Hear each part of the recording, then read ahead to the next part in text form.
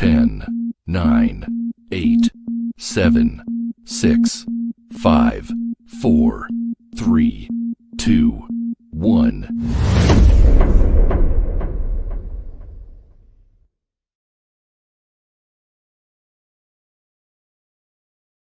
Welcome to the podcast from The Ground Up Productions with hosts Lady Miz and Ray. This is a universal platform, and there is nothing off limits. We talk about it all, and we keep it real. This is a no judgment zone, so come as you are. If you are a professional, entertainer, author, comedian, entrepreneur, or just someone who wants to get something off their chest, well, let your voice be heard here on From the Ground Up Productions. Sponsorship and other opportunities are available from The Ground Up Productions. Turning nothing into something. There's only one way to go from here. And now, here are your hosts, Lady Miz and Ray. Yeah, what's good, people? Happy Monday. It's your girl, Lady Miz, and my co-host, Ray. What's up, y'all? You already know what it is. You are tuned in to From the Ground Up Productions, and there is only one way to go from here. I sound low. What's good, y'all? What's good, people? It's a beautiful day out today. I know that some people got some extra hot weather, but I'm enjoying this not so hot weather where we are, because when we was in Vegas, it was way too damn hot. I thought I was in hell. I was praying every day. I was like, what did I do wrong? But I'm glad that we got, some good weather, but it's not too hot. So we have a super dope independent artist that we are interviewing today. One of my peoples, one of my homies, fam. His name is CashOnAble from the ATL. We're going to be interviewing him. Before we get into that interview, I just want to remind you guys a couple of things that is coming about. I have a joint called Wavy that is coming out on DJC Radio Global Records. So guys, make sure y'all look out for that. We also have a compilation coming out called Family Business with several artists, and CashOnAble is actually one of those artists that is going to be on there. Soraya Alexis is on there. Ian95 is on there. Poppy Fortune is on there. Mason is on there. I'm on there. Double R even he even spit a few bars on there too. You know what I'm saying?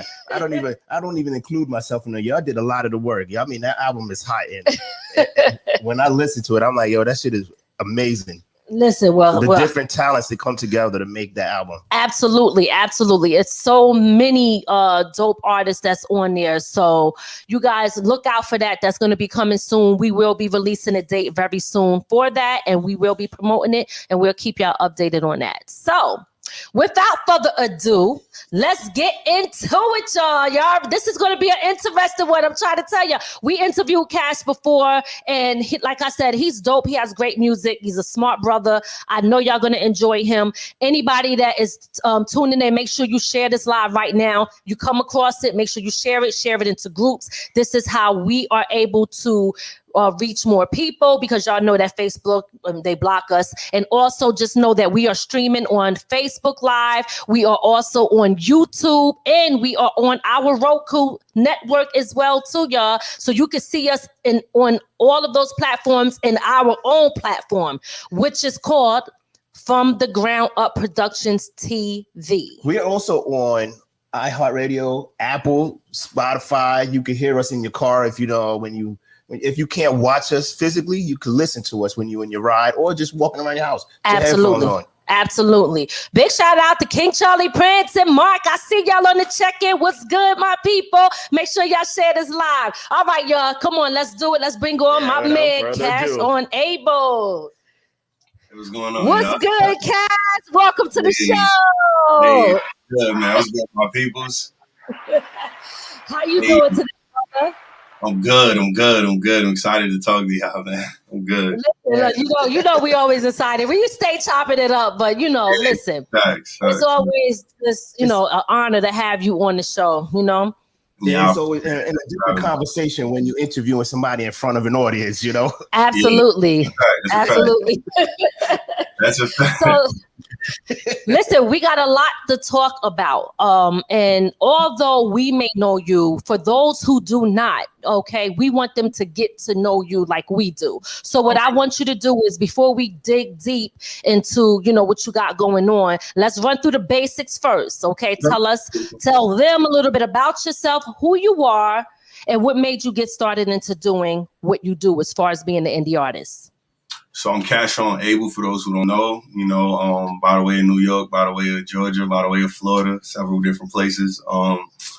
Independent artist. I represent LTP, Lincoln Talented People Incorporated. That's my label. That's my squad / Hella Spit Entertainment. Me, man. I got into hip hop in 2015 professionally, 2015 professionally, but always knew how to freestyle. Always knew how to. I'm a New York kid, right? So I'm a hip hop baby. So, all right. What part of New York was you? Where you from? Oh, I'm a Queens kid, bro. Southside. Okay, all right, Queens. You already know.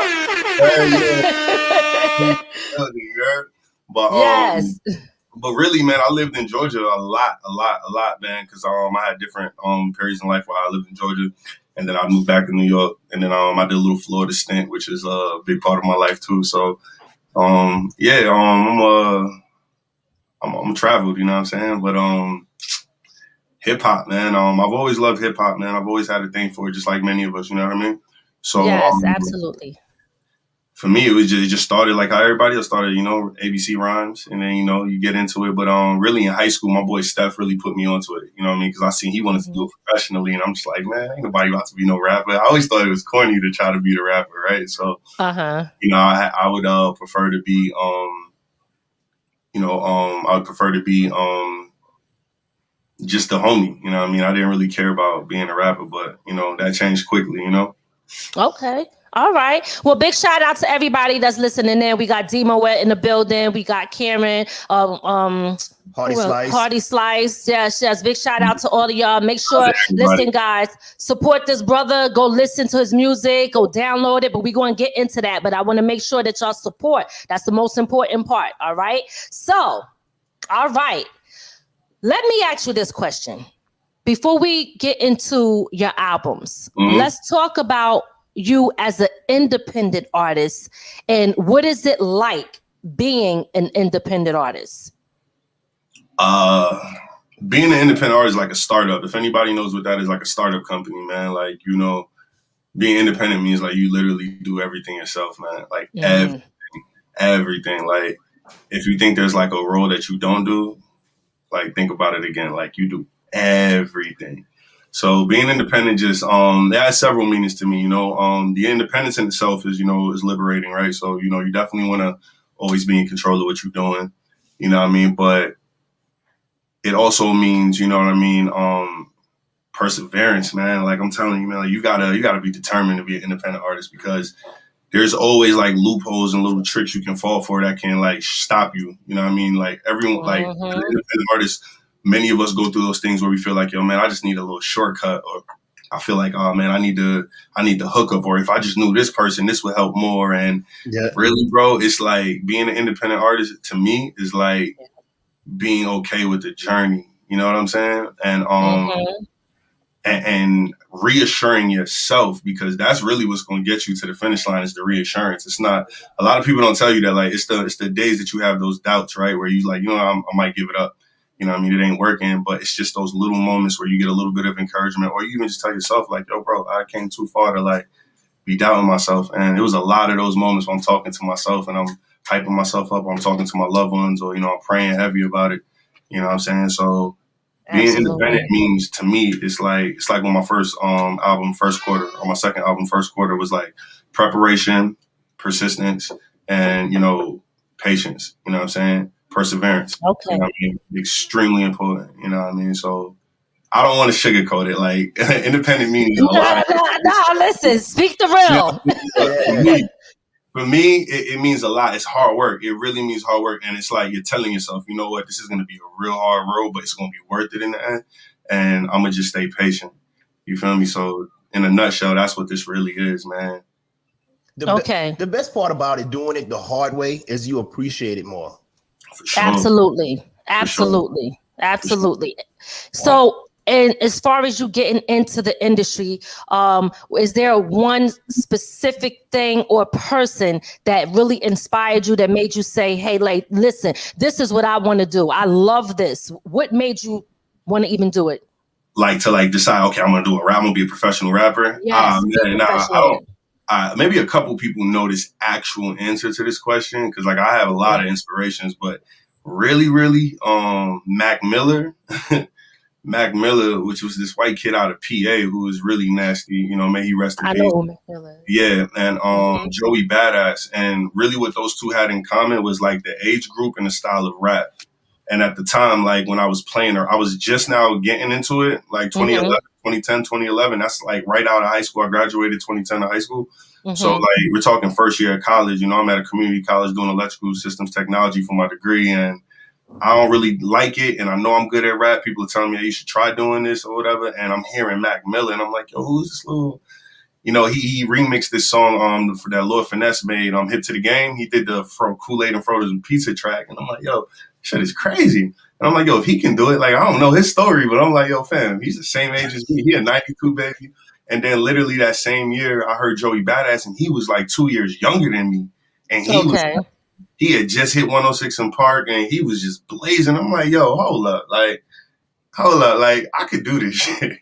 So those were the little things that really sparked me. Those were the little things that that gave me the inspiration. But other than that, I mean, who didn't grow up seeing Jay-Z? Who didn't grow up seeing Nas? Who didn't grow up with those people in mind, like as the marquee key points to say, okay, I want to be like that in a way, but I want that type of love from the industry one day.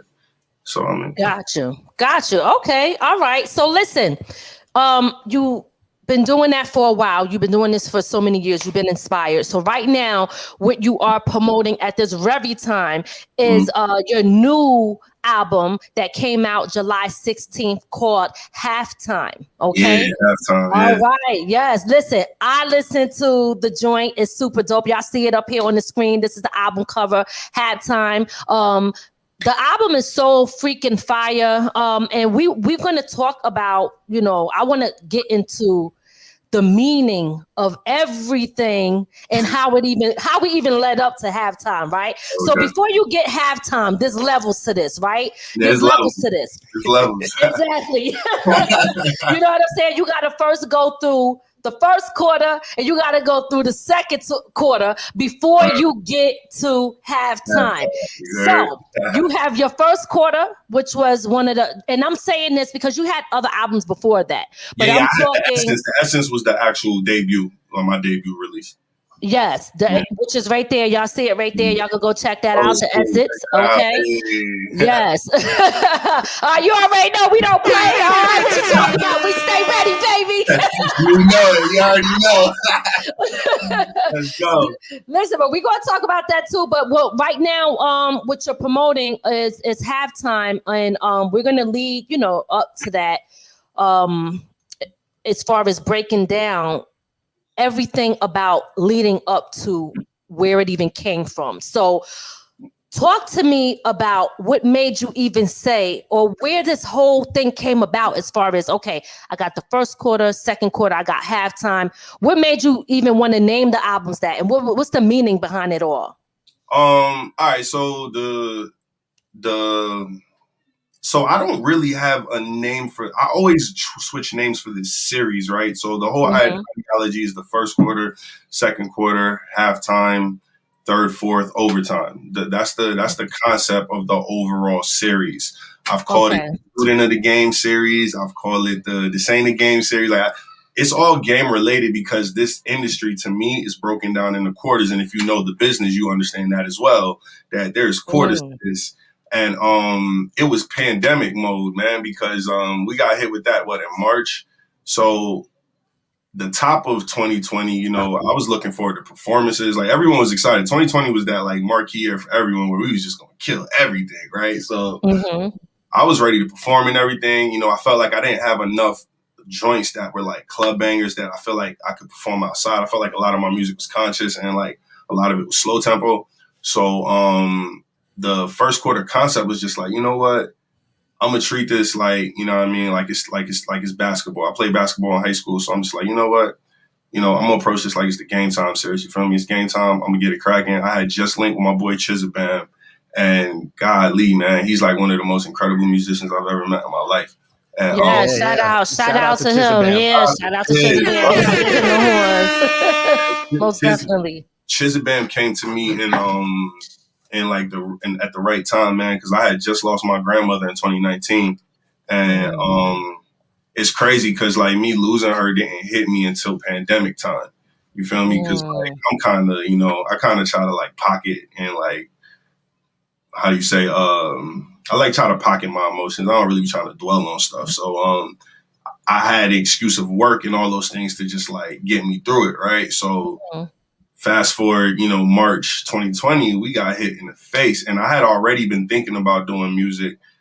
Doing the album for first quarter. The concept was coming around, and I just wasn't sure. But then I started locking in with Chizabam, and Chizabam is just like giving me all this kind of spiritual inspiration, man. And I'm just like, dog, like you came at the right time. And I'm just like, you know what? I think I want to name my project First Quarter. And he was just like, yeah, I got you, man. He was on the engineer at the time. Like I ain't have the best budget, so like my main engineer JK, who did halftime, I couldn't afford him at the time. So like Chizabam was like the most like welcoming. It was just like, yo, bro, I don't care if you got a penny, bro. You nice. People need to hear you. I'm gonna engineer your projects. And then I was like, you know what, bro? We're gonna do this as a team, and we're gonna co-executive this, produce this whole thing. You feel me? And that's what we did. And we came up with First Quarter, and I got a good response from everybody. You know, it was pandemic. People were scared. They didn't know what was going on.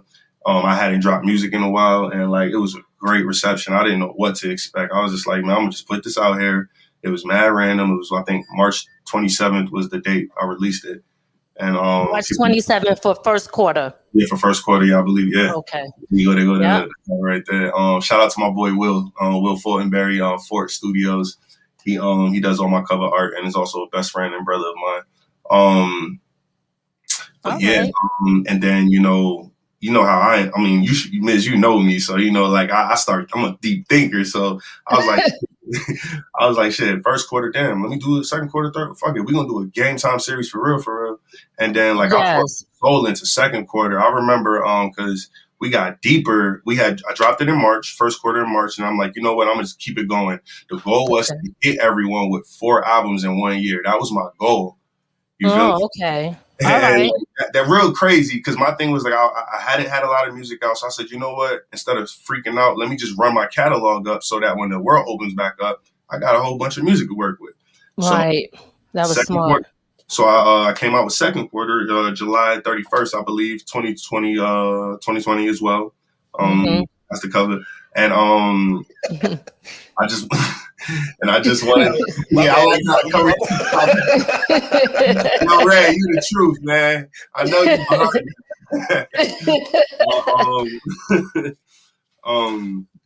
you. Second quarter. I just kept the theme was that I'm just gonna keep dropping bangers, but really what I wanted to do in each quarter, and you'll notice that, is that each quarter has its own theme, right?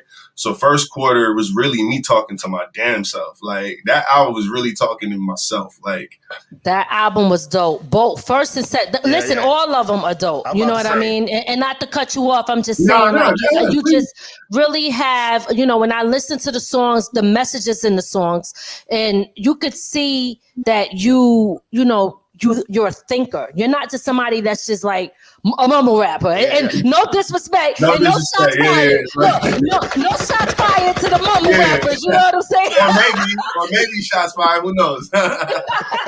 but not for nothing. Even your features or high. It's not like some people get their feature and you be like, I'll just listen to the high one, and then they skip past whoever the features. Your features, like Chizabam, is what. As soon as I heard him, I'm like, yeah, I'm following this dude. Yes. I said he tried to do it all too, right? Yes, but you get deep. You talk about things that you've been through, and you talk about stuff that happened with the birth of your child in the hospital. You talk about the death in your family, the people that you lost, your loved ones and family. Like your songs are so deep and powerful. It's like people that go through the same thing could really, really connect to what you're saying. And you're not just talking about it. You bring and you give inspiration and hope to those that are listening to your song and into your lyrics. Thank you. And I really appreciate and love that.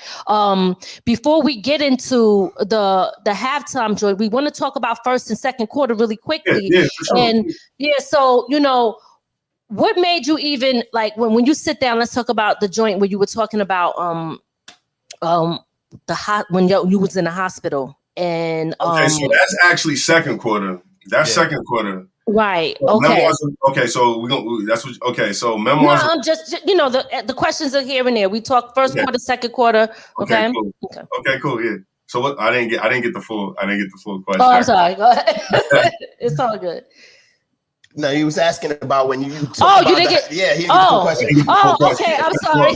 So that story that happened, can you tell us a little bit? I apologize. Tell us a little bit about that story that happened with you in the hospital. You wrote the song about it. Give us a little history on that.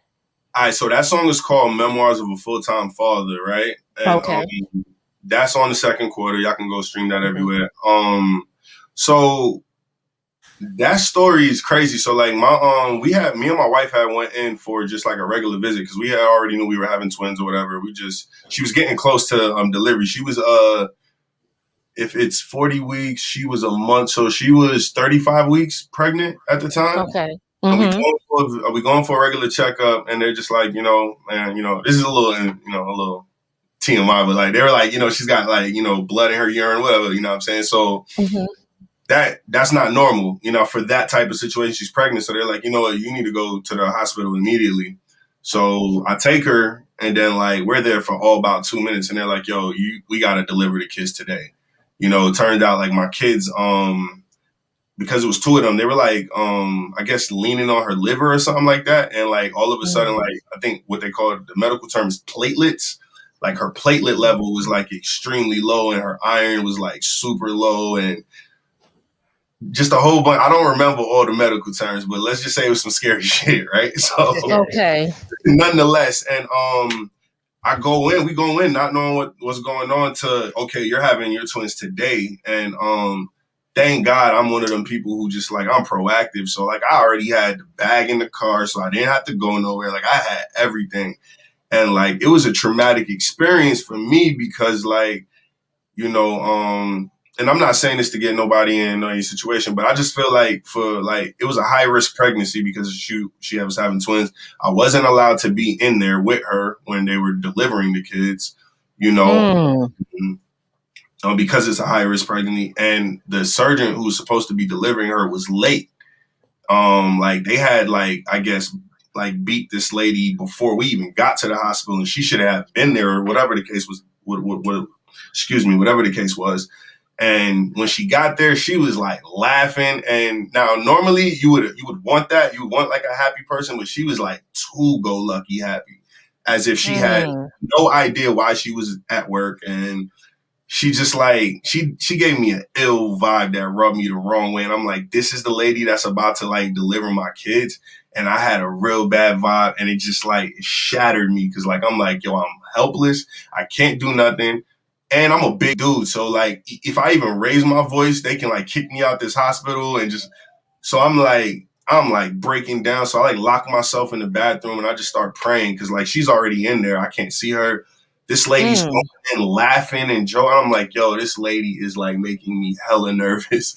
And, it took 30 minutes. It was all about 30 minutes, you know what I'm saying? In and out. But, this lady ended up cutting my daughter. Like when it was a C-section, emergency C-section, and she cut the top of my daughter's butt. You feel me? And to me, I'm just like, it made sense. You know what I mean? Because the way she was behaving, I'm like, yeah, there's no way you were being professional in that room. And like all of that, like at the time was like, I wonder if she was high. I don't know. I'm not like, I'm just happy at the moment. I'm gonna just tell you, I just wanted my kids. I wanted my wife. I needed all three people to come out. Right. So you're not looking or trying to like really think about, okay, I need to make sure her name is this. And they made me sign some paper right after they cut my daughter on some, we're not going to sue the hospital. And I was so like, oh my God. Yeah, I was so like, that bullshit. Yeah, I was so out of it because I'm just like, I knew that the babies were all right because I seen them roll out and I'm like in a trance. So I'm like, yeah, whatever. Like they told me I seen the cut. It didn't look too bad. They said it wasn't going to show up when it healed or whatever. Complete lies. Mm-hmm. But that's crazy. Yo, fam, I just wanted my kids and I wanted my wife. You know, I was mad young. I'm just like, I didn't really, you know what I mean? So fast forward, the babies are healthy.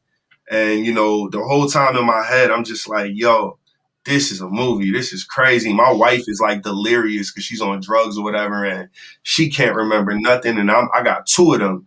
And my brother's on the way to the hospital with her mother. And it was just a whole bunch of craziness. But long story short, them babies came out healthy. You know what I'm saying?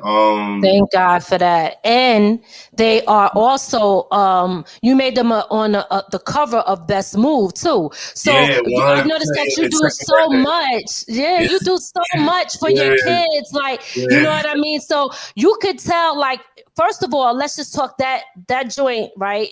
Yeah. You turned that whole experience into a song.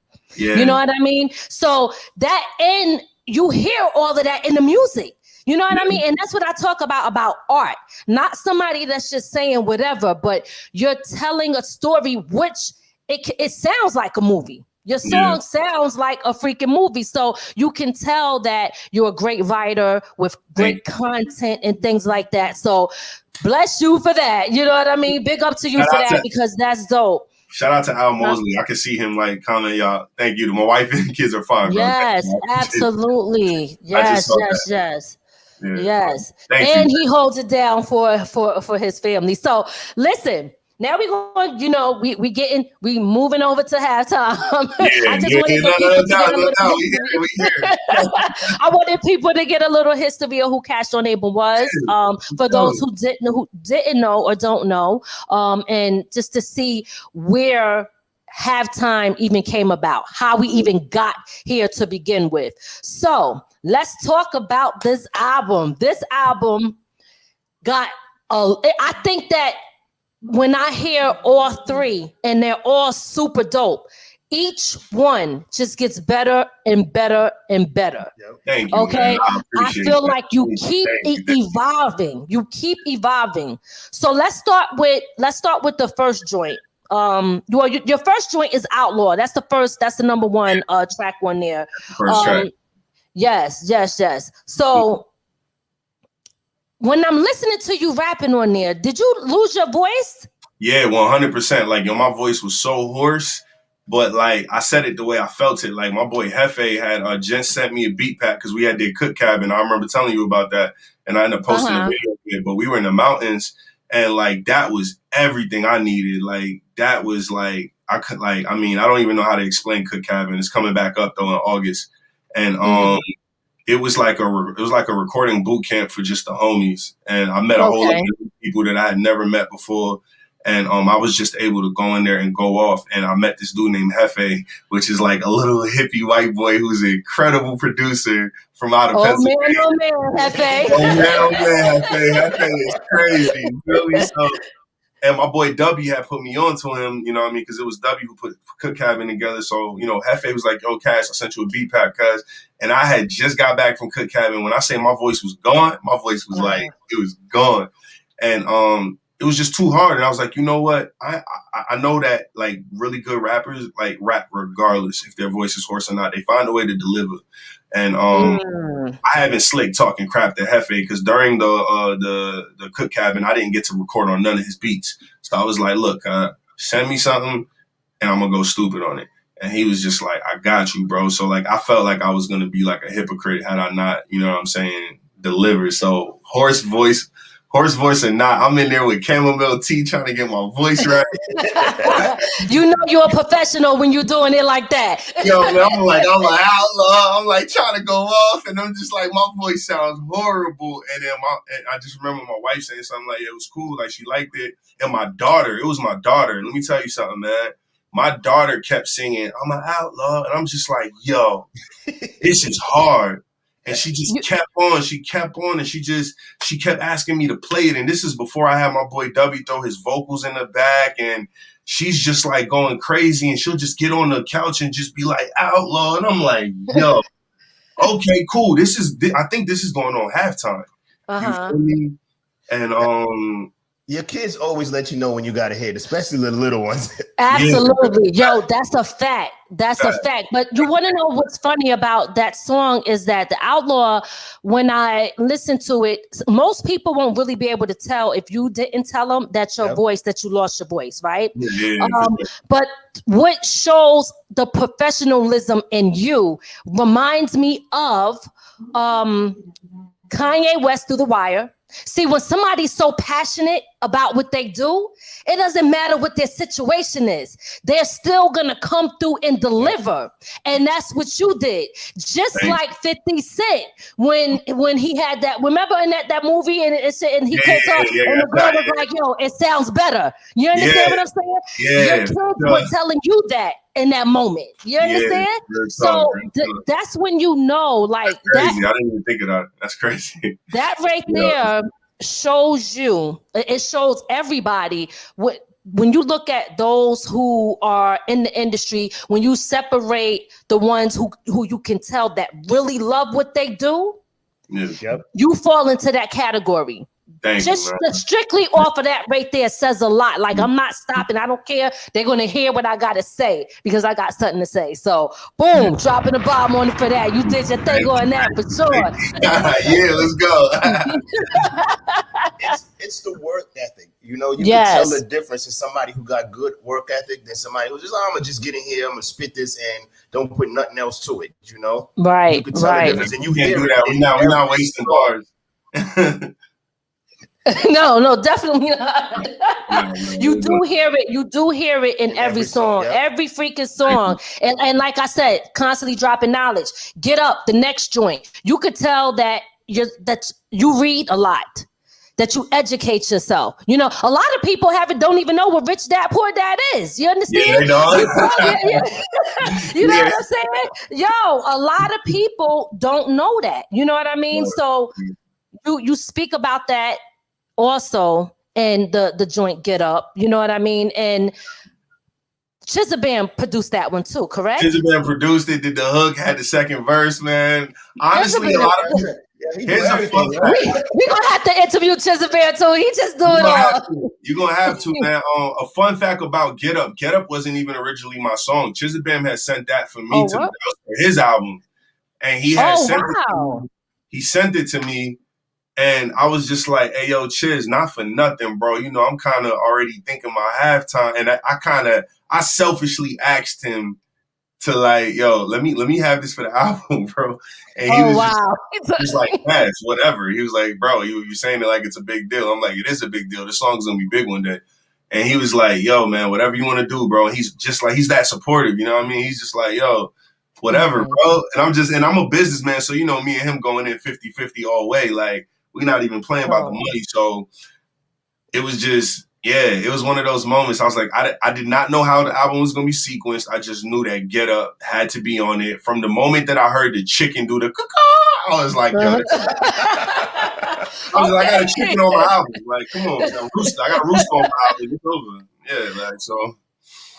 Listen, I want, when people go look at this album, they're going to see numbers. Yeah. Okay, we need to understand what that means. You got I would say there's some type of symbolic stuff going on there, or what? Okay, talk to me about these numbers. You got songs as numbers, and talk to me about what all of it means so people understand and they can follow through.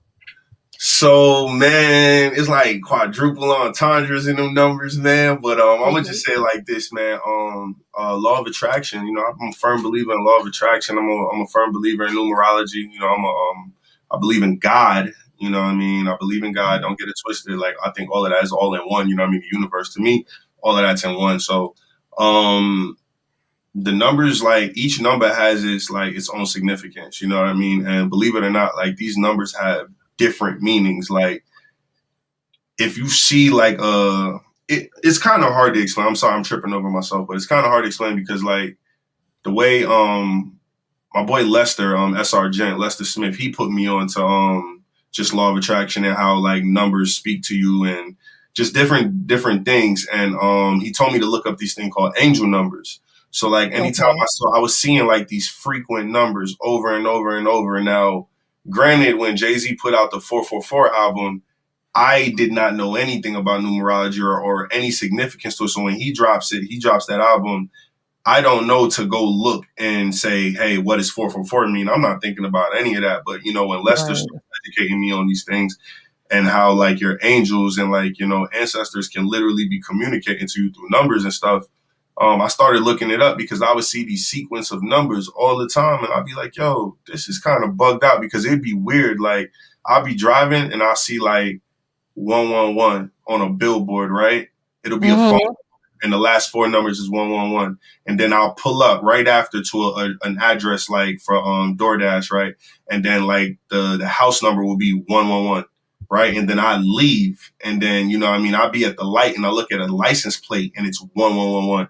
So I said, you know what? This is bugged out. Like, and I'm like observant like that. So I just looked it up and it was just saying like, this is an angel number and it's your angels are telling you to stay focused and you're doing a great job. And, all of your dreams are going to come true. Just, believe in yourself and, stay prayed up and all of the things that like something like you would get from if you went to a church, like if you was like, talking to your pastor or something and you need some advice, like the angel numbers are like your own personal pastor to me, if you ask me, like, it's like it comes to you in the right time. You know what I'm saying? Like you might coincidentally see a number and you see it again and see it again. I say after the third time you see something in a consecutive, just type it in and see what it means because it could be, your ancestors is somebody reaching out to you and giving you some form of encouragement or some form of direction. And I'm not here. I tell people to believe in what they believe in. I'm not like some black magic woo-woo or nothing like that. I don't play about none of that shit. I don't even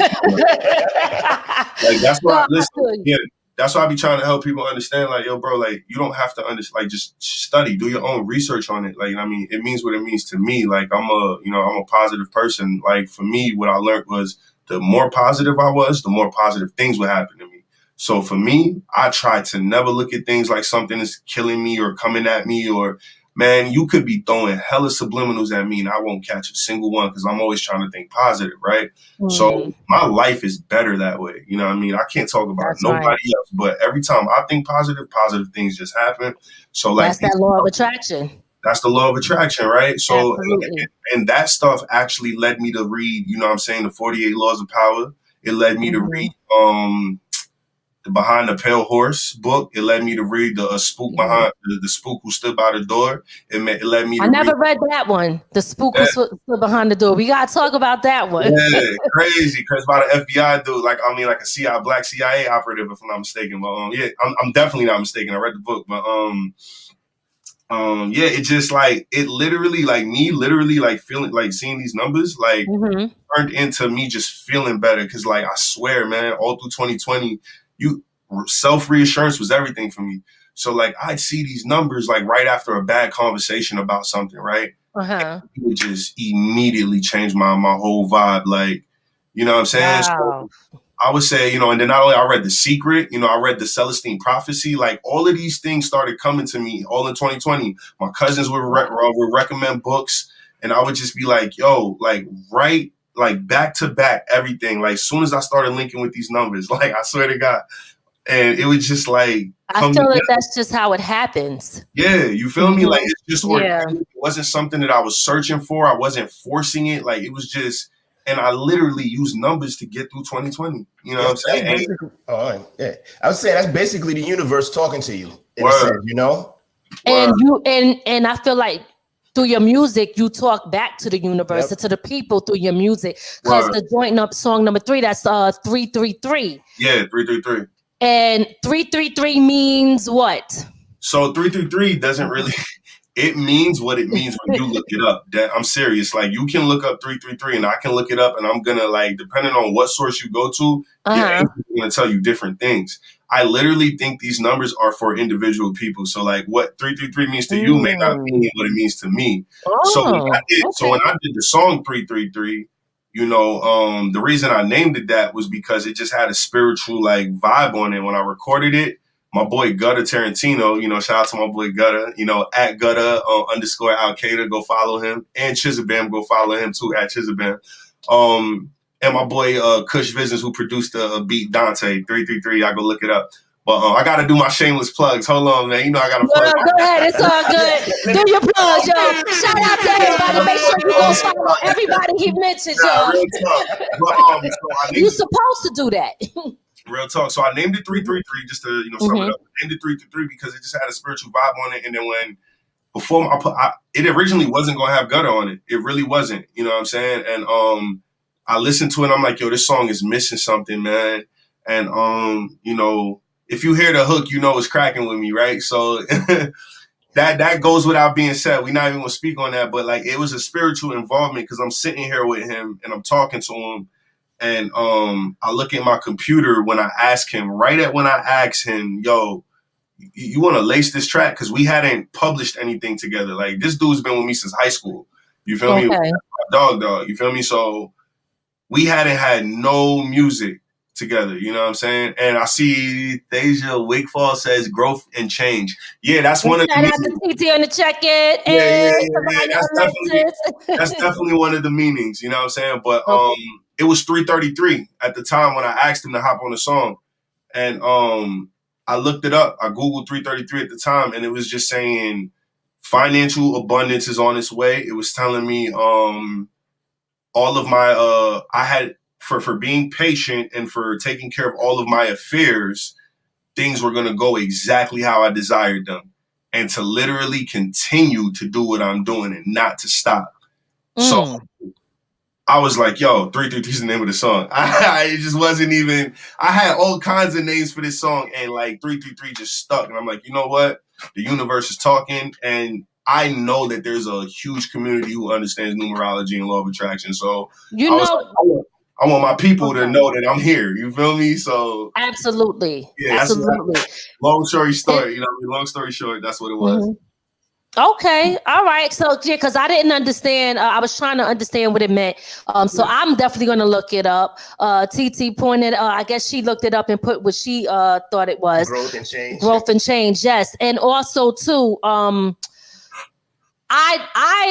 am big on the law of attraction, but the truth of the matter is I never knew that numbers was a part of it. You know what I mean? Like I used to always know like the 1111 or the 7 and certain things. I heard stuff like that, but I never understood that. So again, shout out to you, because once again, you could tell when somebody is a thinker, because like you brought up Jay-Z 444, like everything that you do in your music has a meaning to it. It has meaning to it. And that is what makes an artist great.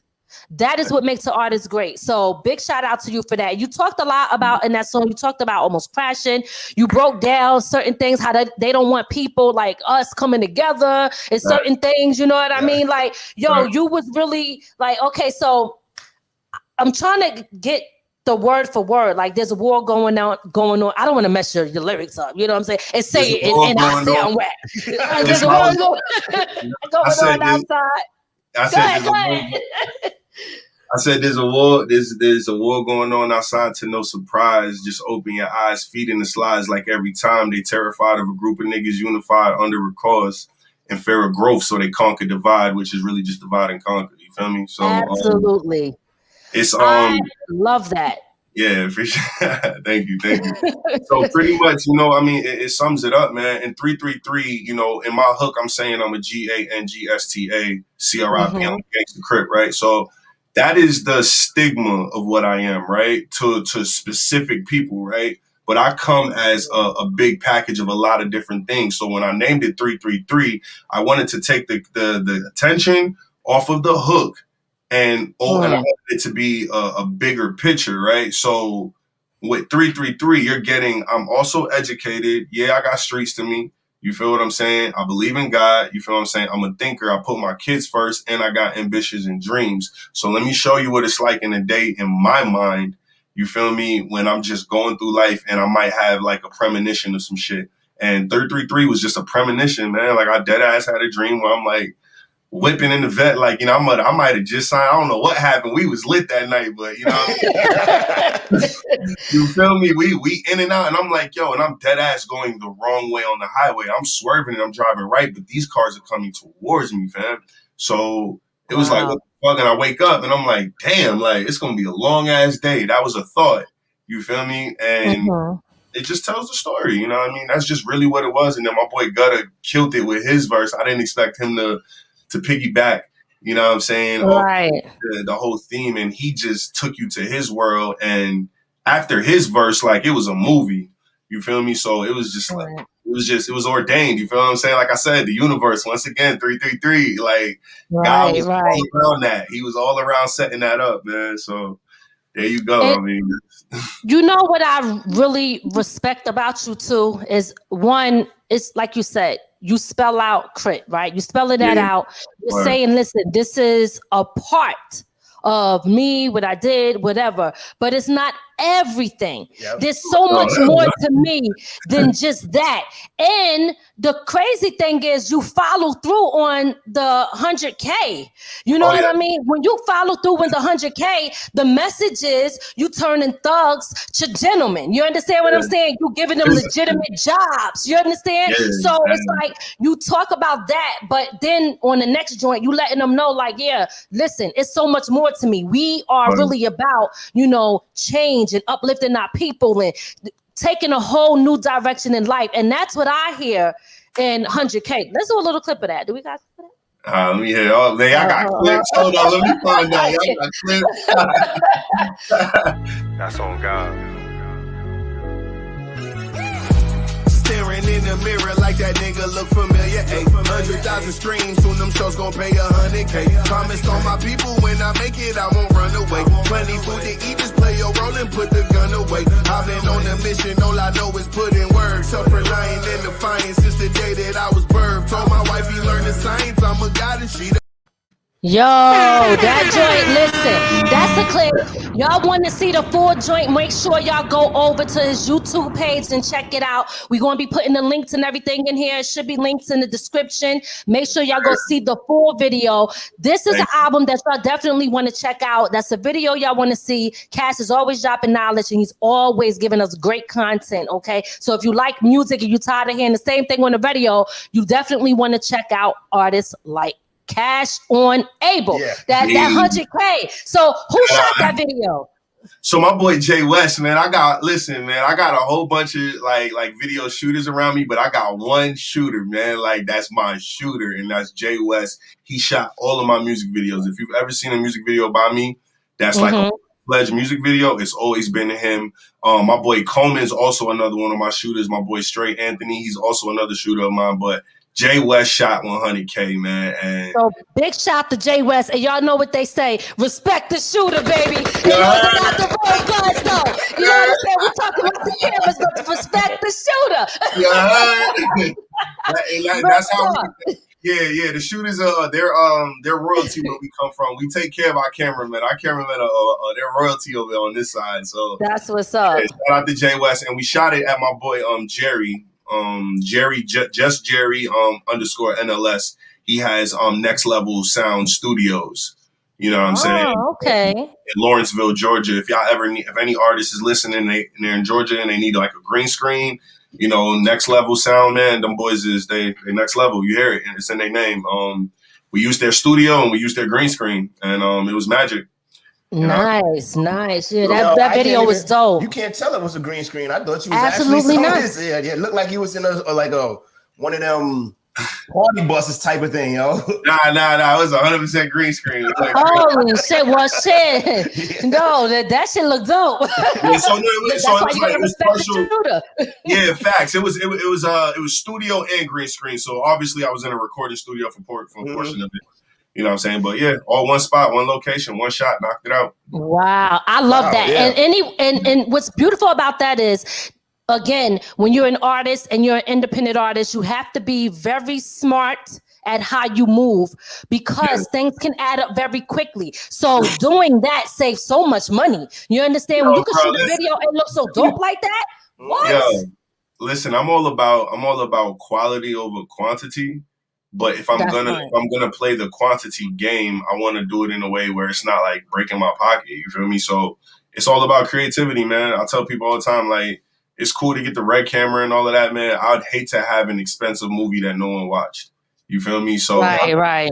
Yep. I spend my money on trying to get it out to people. I rather sponsor the post, the video. I rather do my Google AdSense and do the Google Analytics and run it up so that people see it on their YouTube videos. That's good. That's what's going to get you your coverage. You feel me? That's what's going to get you the numbers and going to get you the return on investment that you put into the video. You feel what I'm saying? Like, I don't care about having like the expensive cars and that shit's stupid. To me, because to each his own. If you have it and you got it, you know what I'm saying? Spend it. Right. But my rhyme to reason is all about just cost efficiency, making it happen, and executing it and being consistent with it. So that means my next visual has to be just as hard and has to be just as hot, and I'm gonna figure out a way to do it. You know, and I got really good people around me, so we're cool. That's what I'm talking about. And yeah, like I said, y'all did your thing. So listen, people can learn a lot from how you moving, you know, and the way that you're going about your career. The next joint, you took a turn with this one, okay? This one is on a whole nother level, Cash. I said, y'all had to listen. I said, oh shit. Should I close my ears? Cash is over here talking nasty. I'm like, all right, that's a little TMI. Trifecta. That's the joint. Right? So that's the name of the joint. I'm sorry, man. Listen, I laugh. Listen, y'all think it's funny now. Imagine being my wife and being in the listening session when that song comes on. Like yo, it's funny you say that because I was thinking about wifey. I was like, I wonder how she feel when she listening to this. No, but not for nothing. A lot of people don't know. Low key, my wifey's a thugger, man. So nobody don't be knowing. Like my wife, like she in the background going nuts. Like you know what I mean. So she support. You know what I mean. It's real music, man. But you're not gonna get a lot of that from me, so y'all don't have to like, you know, hold your breath. Like I just. But listen, it's nice that you were able to show the versatility and like, listen, I got a song that's sexy for the grown and sexy for the ladies. I could talk that sexy stuff too. You understand? And I don't even smoke. I mean, the whole shit. I felt like lighting up. I was like, shit. I don't. That was the vibe. It was dope. The song was dope. That was my first time hearing you actually speak like that. I heard you in your other joints before. You got stuff, you know what I mean? But this one right here was different. Yeah, because when I heard it, I'm like, all right, when you name all of those things, do you keep it in that same order when you repeat it? Or does it change? Hey, listen. Hey, listen. I'm a weirdo, right? So the name of the song is Trifecta, but if you really listen, I named 5 things, right? So I'm a greedy nigga. I was like, yo, pick any of the 5. I was like, pick 5 and then select 3, and that's your trifecta, nigga. Like, you figure it out. Because some days I like to eat more, you know what I'm saying? Some days I like oh, snap. He chopping up. Yo, he going crazy on the snap. Nah, real talk. Like, you know what I'm saying? Sometimes I like to smoke more. Like, who knows? Like, it's a trifecta, baby. You know what I'm saying? Like, when you get in your vibe, you know, you pick out of the 5 what your trifecta is, and that's how you gonna move, you heard? So... Well, I definitely visualized all of that shit. I was like, okay, he's talking about the good sex in there. He's talking about the drinks, the clear glass with the Henny in it. You know what I mean? Don't let it go over your head. I really, when I say eat, I mean food. Like I actually mean like Miz tried to say some other shit. You know? Miz, my peoples might be watching this. I ain't I'm Jamaican. It's food, y'all. It's food. It's food. We talking about curry chicken and stew chicken. But seriously, man, my boy Rye August was on that. The producer for that track was Batman. He's an online producer. The guy Rye August, is that the one singing on it? Yeah. So Rye August does he's doing all the background vocals for me. I'm singing on there as well. I'm the monotone that's singing. But he's doing the high vocals, you know what I mean? And he does the verse at the end. And that's my boy I met at Cook Cabin, Rye August. You can follow him at Rye August on all platforms. He also lives out in Cali, you know what I'm saying? He's got a crazy pop sound. I call him my boys W, like the Justin Timberlakes of this shit, but they hate when I say that. So whatever. No, but it's all good. It's all But good. yeah, man. I had made the song. I sat on it for a little bit, and I was just like, you know what, man. At first, I wasn't gonna put it because I'm like, this is not my style. Nobody hears me talk like this. And I'm like, you know what?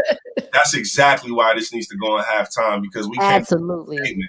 You feel me? So I hit my boy Rye, and he gave me like a 24-hour turnaround. And Oh wow. that song made the album right before I sent it in for mixing and mastering. Like so.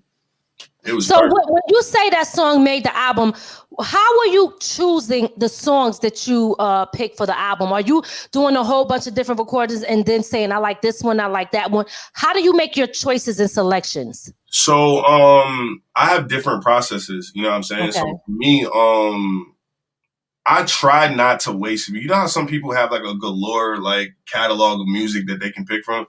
Mm-hmm. I'm like that artist. I do everything fresh, and I like to keep things concurrent because I feel like if I have a hard drive, my worst fear is to have a hard drive full of bangers and then it crashes and I can't fix it. So my thing is every song I make, I'm gonna treat it like it's my best song. You know what I mean? And shout out to my boy W because he has that on his like board. He has treat every song like your best song, and like that's my motto. You feel me? So. At the time when I'm recording halftime, believe it or not, halftime sounded completely different than what it sounds like. It was more chill because I said it was halftime. We was going to chill, but then I thought about it and I was like, hold on, halftime is when you turn up. You don't chill during halftime. So, absolutely. But, you know what I'm saying, with a song like Trifecta, I was like, yo, I can't have people standing up all the time because what happens when you stand up during a whole game? Like, you get tired and it's like, damn, I'm blown away. I said, yo, I wanted people to enjoy this ride. So the whole process of it, you know, I started moving songs around. 8 different songs got pulled off of a 10-song album. So you do the math, right? Like I rearranged the whole shit and I just was recording and picking and choosing. So this was the only album that I had songs to pick from because I had initially one idea and then I flipped it at the last minute and was able to knock out some bangers real quick. So this is the only album. Every other one I literally record to put on an album. Like that's just my thing. I want to make money. I'm not here to like, this ain't for fun. Like, so for me, I use everything. Like I'm trying to keep on my music. So, you know what I mean? I'm putting it all out. So yeah, to answer your question, that was my process. I had maybe, I selected 10 and I recorded about 15. So, you know what I'm saying? That math is off. That math is actually off. I probably recorded about 20, to be honest. And 10 made it, and like the 8 that I took off had been rearranged and put back. It's weird. It was a process. You feel me? But you know what I mean? Yeah, that's to answer that. I hope I answered that right. No, you did. Real quick though, we had Karen. She asked, where can everybody buy your album at? So we can tell them. Hey, you know what, man? Shout out to Karen, man. Karen, thank you, K Swiss. My album is available on my website. First and foremost, I'm gonna tell you like this: if you want to support me, if you want to support CashOnAble, and you say that you rock with me, go to my website www.cashonable.com and purchase it. But my album's for $16.42. It's not for $9.99. You know what I'm saying? Like I was on some Nipsey shit, like proud to pay. You either proud to pay this $16 or you can go stream it. But other than that, my album's available worldwide everywhere. You can stream it on any platform. You can get it off iTunes. If you do Google Play, I don't think Google Play even exists anymore. If there's an Amazon Music store still, maybe, you know what I'm saying, you can still get it from there. But wherever music is available, my album is. But I say www.cashonable.com. Go to the website first. Pay that ticket, and you know you're gonna get a direct download. How it works is that if you buy it from my website on your phone, the download link goes directly to your phone. If you buy it from your desktop, then the download link will go directly to your desktop. But it's simple. You download it, and then the MP3 pops up, and I get a notification immediately. And 9 out of 10 times, you'll get a personal phone call or a text saying thank you. You know what I'm saying? And I'm actually working on something special for those who are buying it because you guys are definitely. Y'all one of one, man, and I appreciate y'all more than you know. So I'll definitely have something special, you know, whether it's a one of one merch or something that I'll be sending out to y'all soon. So just stay tuned. Nice. And I think doing it that way also is great because I feel that the consumers, fans, whatever you want to call them, supporters, they connect to you more like that. It's more personal, right? Anybody can just go stream and do whatever, but you know, they're buying, they know that they're supporting you, they're buying directly from you. You can have direct communication with those that are supporting you. So I always think that that's always like the number one thing. So guys, make sure, or whatever just happened, just was great. Make sure you guys go to his website. And that's CashOnAble.com, and purchase his music. And don't forget to share it with other people. That's the also most important thing. Is not just about, you know, keeping it for yourself. It's about spreading the word. Yeah. That's how you really support, because that is to somebody else. Absolutely. I want to make a point. Oh, my bad. No. You also have CashOnAble merch, so you know you also support that way too. I was just about to say, definitely go get the merch. Actually, what you're looking at is like a prototype. I'm pointing at the wrong part of my shirt. Where am I at? I'm like right here, right?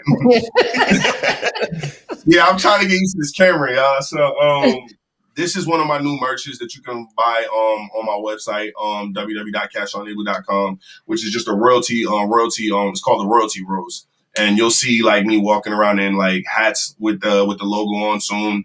You'll see like sport jackets that I'll rock with the logo on. I like to wear my stuff first and then get people to like it and then they cop it. But honestly, if you wanted to have something with this logo on it, you can go on my website immediately. Go, it'll say merch, click on it, and then it'll take you to Teespring/CashOnAble and just cop the merch, man. I have tons of selections, different things for you to check out. But I wanted to make a point before we move, right? About my website, guys. And this is just a quick note for the indie artists, right? Because I always try to drop gems, right? For those who don't understand, like, it's cool to have your music on every platform, and it's important to have your music on every platform because you want to maximize your exposure. But there's something special about being able to literally locate the people who are supporting you. So, like, for me, when I made the decision to sell my album on my website, what that did was it gave me the email, the phone number, and I'm not sure if a lot of people are aware, but I even have the home addresses to the people who are purchasing my stuff. And what that does is it gives me an email list or like a mailing list to where I can literally like pick out the people I know based off of experience and past experiences are going to support me and directly market to them. You being able to know who's paying for your stuff, who's supporting you, being able to market to them directly is going to cut out a lot of hassle for you when it comes to your brand, when it comes to shows, when it comes to knowing just who to market to. Like, you can get all of that information simply from just selling your stuff on a platform where you get the analytics. That's what they're after. That's why everybody wants data. Data is important because data tells you how to spend the next dollar and how to maximize the profit, right? So, you know, for anyone listening, man, please, you know what I'm saying, definitely look into finding out ways to create your own platforms and to sell your music wholesale so that, number one, people can have your music forever. Because I don't know if people notice that if you stop streaming, you know, you lose your music, right? If you stop paying $9.99, the music's gone. But if you buy my album on my website, you got it forever. You know what I'm saying? So that's right. It's different. It's different perks. You know what I mean? I know I'm long-winded with that one, but I just wanted to get that out. No, it's all good. And listen, I want to thank you for dropping those gems. You know what I mean? Because some people don't know. You know what I mean? Some people don't know, and then they just see what is right in front of them, and then most people just do that instead of looking deeper, educating themselves and stuff like that. So thank you for that. You know what I mean? So if you're an indie artist out there, he just dropped some gems. Make sure, listen, if y'all didn't catch it, put it on repeat. And if not, hit him up, okay? Go to his website and hit him up. Hit me in the DM, bro. I got you, man. Honestly, supporting an independent artist it ends up being cheaper than paying for these streaming sites on a monthly basis. Because a lot of times, who really listens to them? Yeah, you pay $9.99 and you really don't listen to it.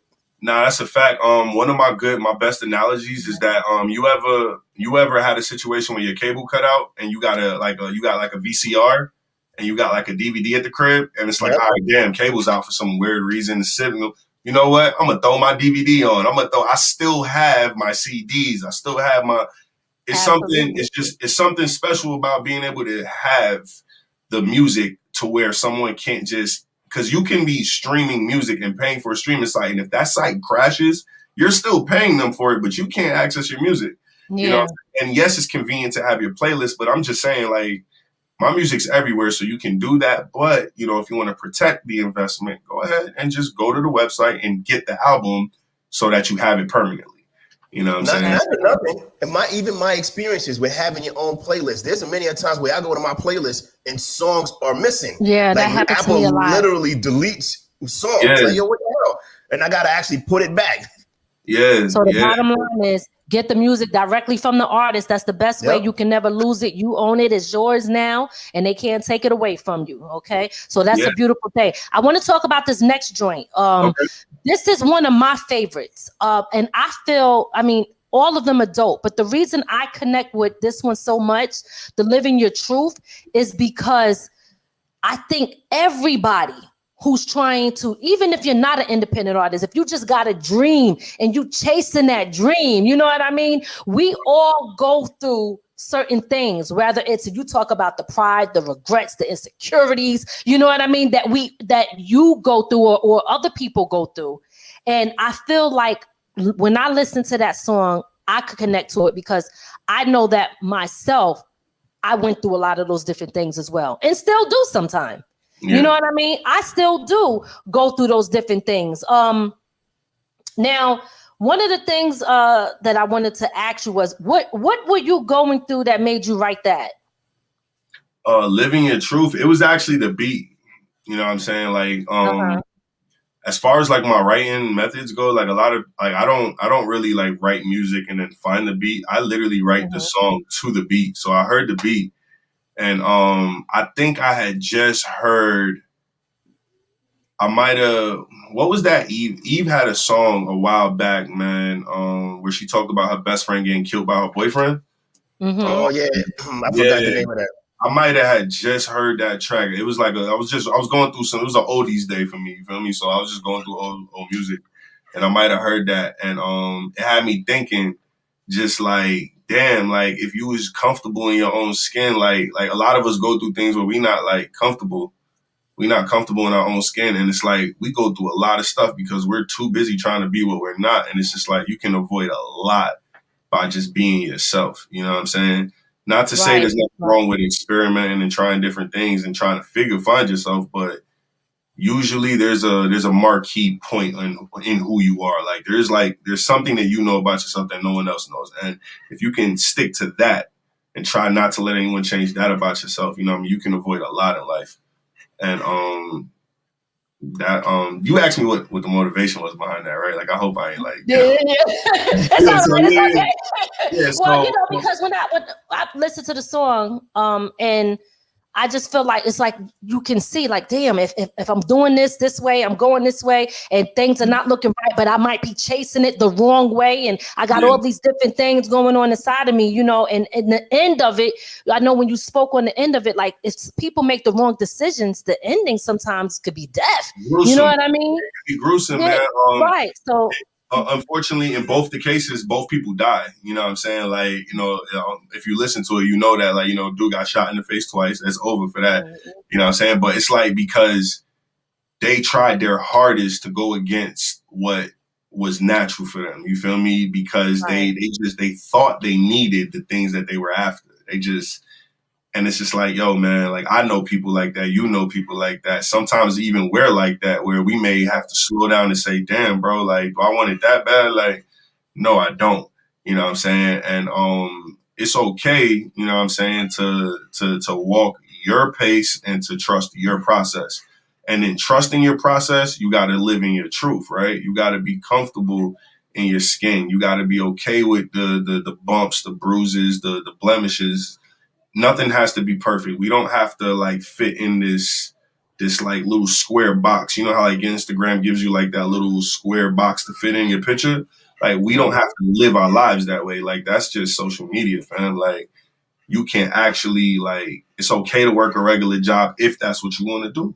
You know what I'm saying? Like you're not less than, like you can do that. And, you know, I was thinking about my sister. I was thinking about, you know what I'm saying, my daughter, just like a whole bunch when I wrote the second verse, because You know what I'm saying? I was thinking about all the girls I know that's like, damn, yo, when I get something done, I'm gonna get my boobs done, and I'm just like, yo, that's cool if that's what you want to do. But if you're only doing that because you think life is gonna be a little bit better, then you might want to rethink it. You know what I'm saying? Because you know what I'm saying, you can go under that knife and not come out. You know what I'm saying? Like a lot of people you don't see the people who don't make it out of surgery, right? So it's just stuff like that, man. You know what I'm saying?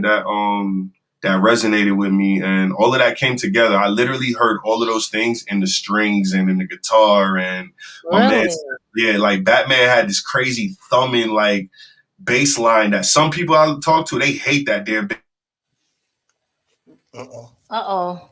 He froze. Cash, we're not sure where you at. If you can hear us, and it doesn't come back, log out and then come back in. We will be here waiting for you. But in the meantime, while we're waiting for Cash, we're gonna go into some commercials real quick. Yep. Okay. Yeah, I'm here. Y'all got me? Oh, okay. Okay, there we go. It froze for a minute. I don't know what that was. Okay. All right. My bad, y'all. My bad. No, it's all good. It's all good. But no, oh yeah, was it Love Is Blind? Love Is Blind, yeah. Yes. Crazy. Hey, yes. Is that family? Is that your family? Yes, that's my sister. Big shout out to my sister. I call her TT, okay? Yeah, you call her the full government. Yeah, we out here. Shout out to family, yo. But yeah, in a nutshell, that's I wasn't particularly going through anything, man. I was in story mode. I wanted to write a good story, and there were things in my life that I could relate to. There were things that I just use my environment and just people I know and just things I listen to inspire it. You know, the beat did half the job. You know what I'm saying? So right. That's where it's definitely a joint that it had me thinking, and because I know I've been through some of that, insecurity. I've been through a few things myself, and some people find their way and some people don't. Yep. You know what I mean? So, it definitely is a song that'll make you think. Listen, 555. What is that? Because I want to know. I know these numbers. Before we get into that, not for nothing, when I was listening to the Know Your Truth, Live Your Truth. Yeah. Live Your Truth, right? Yeah, I was because I do a lot of my music listening to either in the car or in the shower. So I fucked my phone up trying to rewind that song. Like yo, my phone was all wet. I'm like, yo, and it wouldn't go back. I'm like, what the hell is wrong with I'm blaming my phone, not realizing I'm pouring water all over my shit. Hey man, I'm sorry about your phone, but shout out to He blaming it on you, Cash. It's all good. So we're gonna be wrapping it up soon, but I just want to talk about again. I don't know if these numbers mean anything. I just want to really understand everything that is in your album. Listening to it is one thing. The numbers definitely mean something. Yeah, they have meaning, but what I was trying to just express and stress is that they mean different things when different things. Look them up. You feel me? Like you might look it up and Google might tell you it means this, and when I look it up, it might say it means something else. So for me, were you asking about 555? That's what you was going to get. 555. Yeah. What does that mean to you then? My brother's keeper. Yeah. So it meant exactly that, man. 555. Every time I would see the 555 and I'd look it up, it was literally like the best level of encouragement. And it would tell me to continue to persist in what I was doing. Once again, you feel me? And to me, again, it means great changes are coming. It kept telling me that I need to be prepared and I need to be okay of all the things that was going to take place, and that not to be afraid of the change, and it was going to be positive change. And shout out to TT, she said it was aware of everything. You on point with it, yo. What? Yeah, it means that as well. And like each time I looked up 555, because I would see it at different times, I would get little remnants of different meanings, but it would all mean generally the same topic, right? So when I did the song, once again, it was a deep song. I felt it. It's a personal song. I'm talking about real stuff in my life. That's a personalized song. And 555 just rang off. You know what I'm saying? I don't think it was a time. I didn't see a time at the time when I named it. I think it just popped in my head, 555. And my homeboy, Mikey Iceberg, who's on the song, who's singing at the end of it, he's into law of attraction and numbers, and he believes in God just like I do. So like, he was on the phone with me, and I said, hey, I think I got a song for you, bro. You know, I want you to make the album. And he was like, yeah, cool. And I was like, I think I'm going to name it 555. I don't think we even talked about it. I think I just sent it to him, and it was already named that.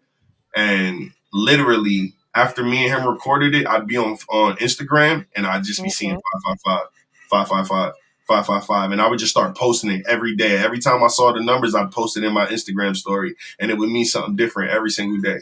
You know what I'm saying? And that's why I decided to stick with it, because I could have changed the name. But once again, I felt like the universe was talking to me.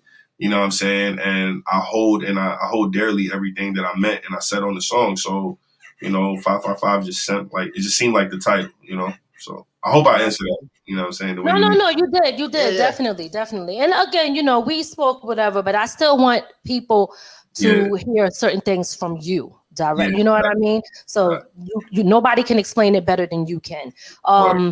Now, I know you got the joint Flowers, which is dope, but I want to talk about that outro with your kids on it. I really like There you are. You know what I'm saying? Like, listen, tell me when they album coming out, okay? Yo, listen. He said he got 6 joints already, right? My daughter swears she a singer rapper, man. She be on her Elsa Frozen. She be on her Moana. She just be in here singing her heart out. But my boy Murder, who's also goes by The Monster. He's a producer, really good friend of mine. He produced the track, and when he sent it to me, it wasn't even intentionally for me. Like, because I work with a lot of different artists, and a lot of the times I'll just send his production off to different artists. And when he sent it to me, I was like, you know, I'm going to give it to my boy Steph. So believe it or not, here's a gem that I wasn't going to tell no one. But that song was originally for my boy Stefanello, who was on Knock Knock. That song was originally for him. Like the beat was originally for him. You know what I'm saying? And he act like he ain't like it. And I was just like, my daughter heard it. And my daughter was like shaking her head. So I was like, you know what, man, forget this shit. We going to rap on it. And I had my daughter and my son in the studio. And my son just kept saying, mic check. So I was like, yo. So I'm like, he would say mic check. And then my daughter would follow back like mic check. And I'm like, yo, I probably only said mic check once or twice my whole like rap career. I'm like, where do y'all they naturally got it. I'm like, where do y'all get this from? But like, I just hit record and they're talking and the mic is like right here. So it's picking up everything. And they had like a 4-minute conversation with me just about music. And I clipped it up and kept what I liked about it. And it was just like, yo, not only is the song hard, because like it was one of those nights like you on the block and you driving through and you like, damn, this could be the night. You know what I'm saying? Nigga might try me tonight and I'm ready to go tonight, but I'm also glad that, you know what I'm saying, I'm about to make it home. You know what I'm saying? So it was one of those nights, you know what I'm saying? And it was cool. You know what I'm saying? Like the concept of it came through. The concept, it's effortless after my kids said mic check. I'm gonna just say it like that. Like after they said mic check. Do you think that your kids are gonna be into music? Because I mean they see it a lot, and I'm sure that you're an influence, obviously. Do you think that they will be doing it? And if they did, will you be happy about it? I don't really know yet. You know what I'm saying? Like, I'm never going to push them to do anything they don't want to do. I kind of like I feel like they're at the age where you kind of want to just see what they want, see what they're interested in, and try to like accommodate that as much as possible and not try to sway it left or right too much because like kids are fickle. So kids may be into something right now and then you might get set on it as an adult because you have the attention span to be set on something. They might only be in it for a second and they might be great in that second, but that might not be it. So for me, if they do it, cool, right? If not, you know what I'm saying? Cool, you know what I'm saying? But my daughter really loves music and I can't see me continuing this and her not hitting tour with me, you know what I'm saying? Because she about that life. Like my daughter's really one of them ones, like I already see it, like, you know what I'm saying? She gonna have me in check. Like my wife told me straight up, she don't even worry about me. She was like, man, just take our daughter on tour. We gonna be straight. Like, oh my God, that's what's up. That's good. But not for nothing, you brought up a good point about your kids and what they into, because like, I'm gonna give you our son, we had him in everything. We put him in basketball young. Yeah. He played it for a little while and we was like, man, this kid don't want to do nothing. Then a few years later, we throw him back in basketball and he loves it. We like, what the hell? We had you here 4 years ago.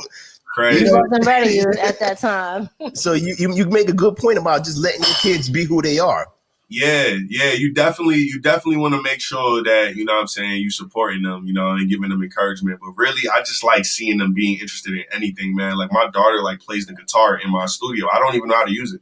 I have an acoustic guitar that I have no knowledge of using. And like she just walks over to it and she'll just start strumming. She might try to break the damn string. She don't care. She's like strumming in a way. And sometimes it's the most beautiful sounding stuff. So I'm just like, she might become a musician. She might be a singer. She might be gymnastics because my daughter also likes to jump off shit. You feel me? So my son is the same way. You know, my son just likes to run. He likes everything fast. You know what I'm saying? He doesn't care what it is. Just make sure it's fast. You know what I'm saying? Right. So they're just, yo, I'm serious. Listen, the kids they definitely be in their own lane, but you know, they'll know what they want when the time is right. You know what I mean? It's also great to watch. Exactly. Yeah, exactly. For sure. And to finish the answering your question, because I want to make sure I'm on point. I wouldn't be mad. Like if they was in the industry, they got their father to make sure that, like, you know what I'm saying? I'm gonna make sure that they good. Like there's no way that they're gonna have any issues in this industry as long as I'm alive. Like they're good. What would be the one thing that you would tell them that you want to make sure that they know more than anything else? Learn the rules of the game first. You know, don't jump on the field and want to be the best player if you don't understand the fundamentals, and honestly understand what your coach's role is, because sometimes people will teach you how to do stuff and they're teaching you how to do something with an intent. You feel me? If you don't know, if you don't understand what you're being taught and you're just following along, you're going to be a great student, but you can't teach, you can't relay that information on because you don't really know. You're good at following directions. So for my kids, my biggest thing is going to be intellectual property. You better learn what the hell that means. I'm gonna be, if they're getting into music, I'm gonna be burning copyright in their head. I'm gonna be burning all the things that's gonna make sure that their financial infrastructure is solid, unbreakable, unshatterable. That's what I'm gonna teach them, because you're gonna get into this game because you love it, but you need to make money and you need to be able to take care of the family. So that's just me. Have you had any bad experience in this industry that makes you say, why am I doing this? Yeah. I really, you say relationships, like you meet people and you kind of like, you bond with people and you think that people have like the same intent, but you don't really know that sometimes people have ulterior motives for things, right? So like you might bond for someone for 2.5, 3 years and y'all think y'all solid, but really you're literally only friends for this season. Like this is like a temporary thing, and it could really benefit both of you if you knew that it was going to end soon. And a lot of the times you don't know, so you either feel betrayed or they feel betrayed and now they hate you, and just stuff like that sometimes make me say, like, I'm in high school again. I'm like, I don't want to deal with this shit. Like I'm really about myself, my kids, generational wealth, you know, setting a foundation for my people and their people and people like them to continue to push, and then to just set a blueprint that anyone can follow. You feel me? But I'm really just trying to set my infrastructure, and at this point, there's nothing anyone can tell me to make me stop. You feel me? Because it's not for them no more. This is about me. It's about my kids. It's about my family. It's about reaching heights that no one like me has ever reached, and that's what we're gonna do. You know what I'm saying? So absolutely, I hear that. Absolutely. Well, listen, you know, we could go all day, and it's always so much more to talk about. But we are already over time. So what I want to ask you is there anything that we didn't ask you that you want people to know? That's the first thing. And then the second thing, I want you to give your plugs, your social medias again, and how people could get in contact with you and support you. Is there anything? Now, honestly, the only thing I need you to know separate from what you already know is just people I'm rocking with. You know what I'm saying? I want to plug all the homies. You know what I'm saying? Okay, Go follow at Grip, you know, GRIP. Go follow at Straight Anthony. Go follow at Tape 228. Go follow at K Nels. Go follow everyone I do music with. Like, I have an incredible coalition of artists, from SR Gent, you know, from Gutta Tarantino, from Stefanello, one of my other homies that you're going to hear about soon, P Blaze, he's coming, you know, everyone from Cook Cabin, from W Got Bars. Like, listen, man, CashOnAble is literally an accumulation of mad different personalities and energies. Like, I deal with so many people and I take pieces from everyone as inspiration. So like, I'm not here talking to you about halftime without all of the people that were involved at halftime. You know what I'm saying?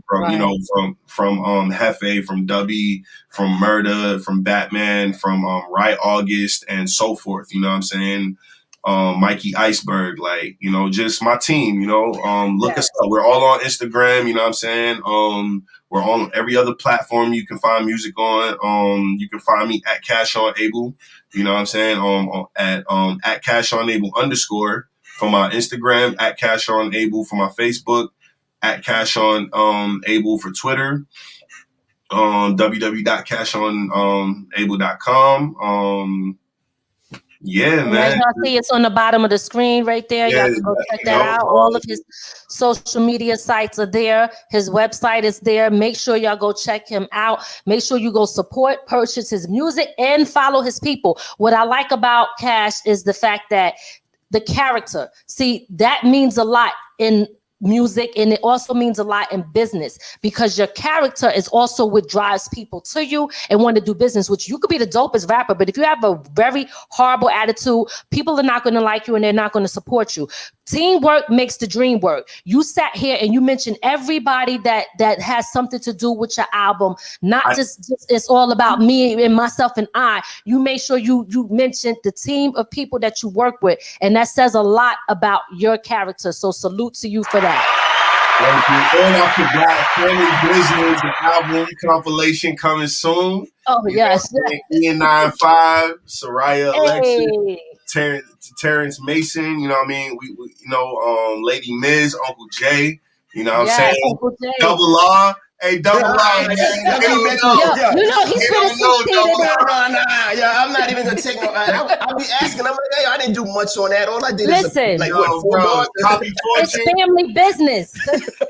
Family business, man. Poppy Fortune. Shout out to Pop. Can't forget Poppy Fortune, man. Yes. Yeah, man. And there's also a slew of names that I left out, man. But just know that my team consists of a lot of different people, man. It's not one just. I rock with a lot of people because I rock with energy. And there's a lot of great energy out here in Atlanta, man. People you can trust, people you can build with. And if I could leave any gems, build a team. Don't think you could do it yourself. Even if you got the most money, money doesn't talk. Money just... You know, money makes more money, but it doesn't talk for you. You need people to do that. You need relationships to be built. So try to, you know, from ground up, build you a team and just go that way. You know what I'm saying? And believe and trust your own process. You know what I'm saying? Because it's going to work. You know, the law of averages say you stick to something long enough, put the 10,000 hours in to 36 million seconds, you're going to win. So that's what I'm on. You know what I mean? We here, brother. We here. And we salute you to the fullest. You know that. You know we got nothing but mad love for you. Everything you do is great. Your music is great. You are great. You're a great person. You're a great artist. You're a great father. You're a great hubby. You know what I mean? So all the greatness that you put out is coming back, and it will continue to come back. So keep doing that. Not for keep nothing. Doing that. We also don't leave out his stage presence, because when you on stage, it's another. We'll leave that out. Yo, before we shows are coming back. We coming back, man. I'm about to kill these stages, man. Y'all know what time it is. First time that I met Cash was at the Project Unity tour. Shout out DJ Cisco Radio Club. You know what I'm saying? Can't forget DJ Cisco, man. He was definitely an integral part and, you know, helping me put some things together and getting my name. I wouldn't have known you without DJ Cisco. So that's a fact. That is a fact. Give respect. You know what I'm saying? Definitely got to shout him out for that. And I can't forget Dietrich. Is going to check in. So yep. Yes. So also I want to shout out my boy Dietrich. Dietrich, I love you, dog. Don't think I was gonna forget you. That's another homie that y'all need to look up at ZA Bandit. It's a bandit. That's Dietrich the Bandit. He's a part of LTPINC. Like I said, my team's strong. I got lyricists on the squad. I need to come check it out. You know what I mean? That's all I do is plug people. I don't even be caring about that. Miz do the same thing. That's how you got. That's how you got to do it. You know what I mean? But I just want to say, the first time that I seen you at Project Unity tour, like I felt like your performance was definitely one of the best. Like you had that crowd moving and jumping. You know what I mean? And that stage presence is everything. Like move the crowd. You understand? Like that's what you were definitely doing. That's so the shout out to you for that. Moves the crowd, baby. baby. You heard? Hey, you already know. Boom. Yeah, man. So listen, we appreciate you. You know what I mean? And again, thank you for coming on the show. Thank you for sharing your talent with us. Thank you for giving us greatness and great music to listen to. And you know you are always welcome to come back here anytime you want to promote what you got going on. And I just want to remind people, make sure that you guys go to his website. And if you want to purchase his music, purchase it from the website, okay? You want to stream it? Stream. Huh? Go ahead and stream, but you could have it forever if you go on the website. So you know, exactly. Go to the website. He got merchandise and everything. Make sure you give him a follow on all his social medias, and make sure you guys share everything he got with those that you know, so that it can reach more people. Because you never know if there's somebody there. It's billions and billions and trillions of people in the world, right? And sometimes we be thinking that it's not just about who's on social media and the people you know. It's so many more people that could be reached. So that's why it's important for you guys to share. And last but not least, shout out my boy Benjamin Miller, you know what I'm saying, at Mrs. and Mrs. Miller 2000. That's my BBB. That's the brains behind my brand. That's my bro right there. You know what I mean? He does the website. He's the reason why you see the merch the way it is. Without my boy Ben, a lot of this digital stuff wouldn't work for me. You know what I'm saying? I'm going to be real, because I just be trying to rap. I don't be understanding a lot. But nah, he definitely got me hip. So, shout out to him too. And yeah, I'm done plugging, guys. I'm sorry, man. Yeah, nah, you good. It's all good, yo. But again, we want to thank you for coming on the show. And we are, don't forget, guys, his video. We played a small clip of the video. You could go on YouTube and check that full video out so you can hear the whole thing and see the whole thing. And also see the talent that they use shooting it in one spot. Y'all can learn a lot from that. So make sure y'all go check that out. Halftime out now, man. Go get it, man. It's on streaming on all platforms, man. Y'all go check it out, man. Halftime. Yeah. Real quick, when you on YouTube and you watch a video, subscribe to people you like, because it goes a long way besides just looking at it. That's true too. Hey Ray, see, Ray's that guy. Ray, make sure like and subscribe too. Don't just look at my video and not help. Like and subscribe too. Man. Absolutely, so you can stay up on it, yo. For real. Well, shout out to Brenda Abel. We see you. Yeah, let me find out. So again, we thank you so very much. We're going to get into our sponsors. We want y'all, these are other people that y'all can support. So we're about to play some quick commercial clips, and we're going to be out of here. Make sure if you guys are watching this, you share this live as well. When you come across it, share it with people that you know. Again, that's how we reach more people. Cash, thank you. We love you, brother. You. All right. Have a blessed day. You too, brother. Thank you. All right. Thank you. We're going to get into our first commercial, N1DP for athletic wear. Check this out. One doctor, and I approve this message. N1DP, the hottest athletic wear, but it's not just for athletes. It's for anybody who's dope and got swag. It's not just for the fellas. Ladies, get your sexy on, be comfortable and cute. N1DP is keeping the kids fly since day one. Go to their website and get everything you need from N1DP.com.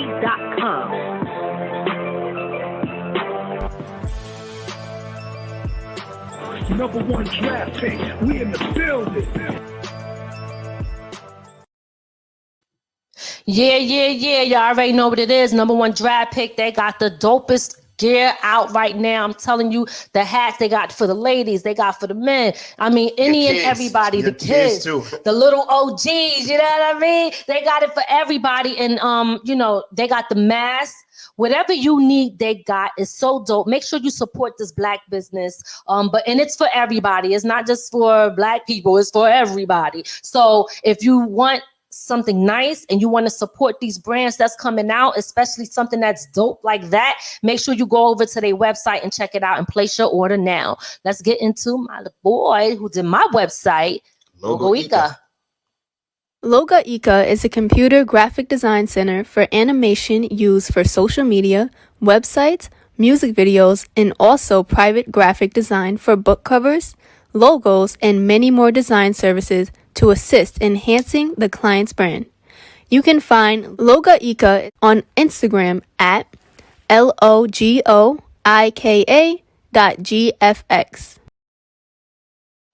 Yes, make sure you guys, if y'all looking for book covers, if you're looking for animated graphics, if you're looking to get your website done, he does painting, he does sculpting. This guy is so talented. If you want to see his work, you could check out my website, www.ladymiz.com. I spell lady with an I, so that's LADIMIZ.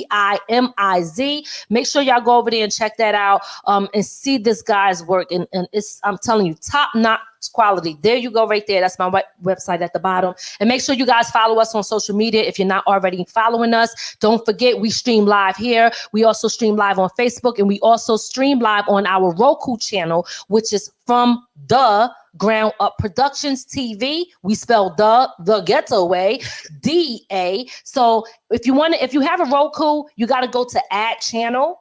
And then you type in From the Ground Up Productions TV, and then you add us, and then you'll be able to see us and all of that. And if anyone is out there and they want to get their content on our network, you can hit us up or send us an email or hit us up through social media, and we will give you the information you need to see if you could be a part of it. And that's shows, short films, documentaries, music videos, etc., kid shows, all of that. If you're a content creator and you want to get on our network, make sure you hit us up on our social medias, or you can hit me up through my website. All right. Also, because this is going to be coming soon.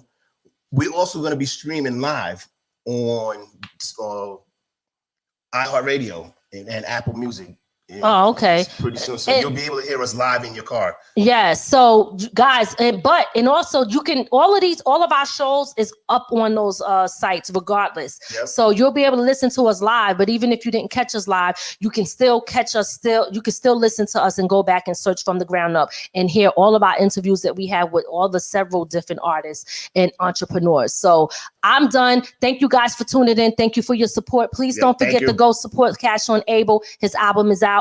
Halftime. He got a lot going on. Check out his video. Go to his website. Purchase his music directly from him. Don't forget M1DP. And don't forget Logo Ika. And don't forget us, Lady Miz and Ray. You already know what it is. Yeah. From the Ground Up, we are out. Thank y'all for watching. From the ground up. From the ground up. There's only one way to go from here.